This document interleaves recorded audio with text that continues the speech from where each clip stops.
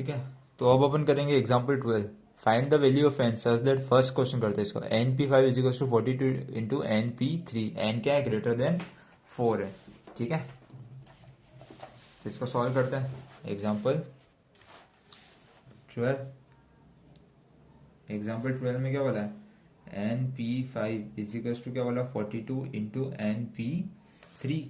ठीक है, अब देखो यहाँ पे क्या है, देखो इसको एक तरीका बता रहा हूँ। ठीक है, यहाँ पे क्या है 5 है, तो अपन इसको कहाँ तक लिख सकते हैं, 5 टर्म्स तक लिख सकते हैं। ठीक है, तो इसको लिख सकते हैं एन, ये हुई first term, second term n minus one, third term n minus two, fourth term n minus three, और फिफ्थ टर्म क्या हो गई एन माइनस फोर। ठीक है, इसको सॉल्व करने का ये भी तरीका है। यहाँ पे क्या है 5 है, तो इसको 5 टर्म्स तक लिख दो। फर्स्ट टर्म ये, सेकंड टर्म ये, थर्ड टर्म ये, फोर्थ टर्म ये, और फिफ्थ टर्म ये, is equals to 42 into n P three. देखो एन पी थ्री यहाँ पे क्या 3 है, तो 3 टर्म्स तक लिखेंगे, तो n, n minus one, n minus two. ठीक है, n minus one, n minus two. ठीक है, अब यहाँ पे एक चीज लिखनी पड़ेगी, अपन इसको डायरेक्ट काट नहीं सकते। क्यों, क्योंकि देखो अगर मान लो इसको इधर भेजते हैं, ये डिवाइड में चला गया।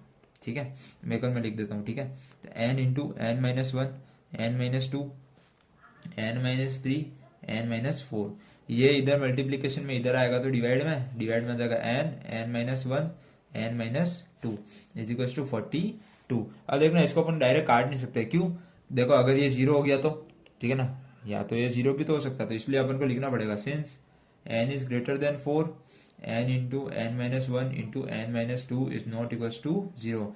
एन 4 से बड़ा होगा तो ये टर्म जीरो नहीं होगी, क्योंकि 4 माइनस वन 3, 4 माइनस टू, यहाँ पे क्या आ जाएगा 2, तो ये यहाँ पे एन से ये वाली टर्म क्या होगी जीरो नहीं होगी। ठीक है, अब इसको काट सकते हैं इसके बाद लिखने के बाद, तो इसको ऐसे लिख सकते हैं n into n minus one into n minus two into n minus three into n minus four equals to क्या हो सकता है 42 अपॉन में लिख सकते हैं n into n minus one into n minus two. अब इसको काट सकते हैं, एन से एन घटा, एन माइनस वन से n minus one, n minus two से n minus two, n minus three into n minus four किसके बराबर हो गया 42 के बराबर। ठीक है, अब ये देखो ये दोनों क्या कॉन्जिक्यूटिव टर्म्स है, तो n minus three into n minus four, इसको मैं क्या लिख सकता हूँ 7 इंटू सिक्स। ठीक है, क्या लिख सकते हैं 7 इंटू सिक्स। देखो ये तरीका है इसको सॉल्व करने का। एन माइनस थ्री क्या है और एन माइनस फोर क्या है, एक के बाद टर्म्स है, कॉन्जिक्यूटिव टर्म्स है, तो एन माइनस इसको मैं क्या लिख सकता हूँ 7 इंटू सिक्स, ये भी क्या है कॉन्जिक्यूटिव टर्म्स ही है। बड़ा कौन होगा, एन माइनस थ्री बड़ा होगा कि एन माइनस फोर बड़ा होगा, ऑब्वियसली एन माइनस थ्री क्या होगा बड़ा होगा, तो इसको लिख सकते हैं n minus three equals to 7, तो एन इजिकल्स टू 7 प्लस 3, यानी कि एन कितना हो गया अपना 10 हो गया। ठीक है, ये तो मैंने बताया एक मेथड। ठीक है, एन की वैल्यू अपनी क्या हो गई 10 आ गई। दूसरा तरीका है इसको क्वाड्रेटिक इक्वेशन बना के सॉल्व करो। देखो n square minus 7n plus 12, sorry n square minus 7n plus 12 equals to कितना आएगा 42, तो एन स्क्वायर माइनस 7n 42 इधर आया तो माइनस 30 इजिकल्स टू 0।